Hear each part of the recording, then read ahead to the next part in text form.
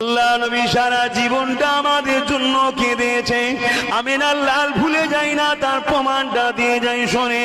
আল্লাহ নবী যখন শিশুবেলায় দোলনায় দুলতেছিল তখনও আমার আপনার জন্য কেঁদেছে। হযরত দুদমা হালিমার কাছে যখন ছিল তখনও আমাদের জন্য কেঁদেছে। সারা জীবনটা আমার আপনার জন্য কেঁদেছে। কখনো খাতুনে জান্নাতের সংসারের জন্য কাঁদেনে, কখনো নিজের খাদ্যর জন্য কাঁদেনে। আমার পীর মোরা পীর নয় গো, আল্লাহ জিনাকে কবরের জমিনে জিন্দা রেখেছে এবং রিজিক দিয়ে থাকে। কাল কিয়ামতের ময়দানে তোমার আমার আবু বকর তোমাকে আমাকে কাতারে নিয়ে রাসূলুল্লাহ কাছে পাঠিয়ে দেবে, রাসূলুল্লাহ কাছে দাঁড় করিয়ে দেবে। ইয়া রাসূলুল্লাহ হাবিবাল্লাহ, এগুলো সব আপনার গোলাম আমি আবু বকরের সাথী ছিল।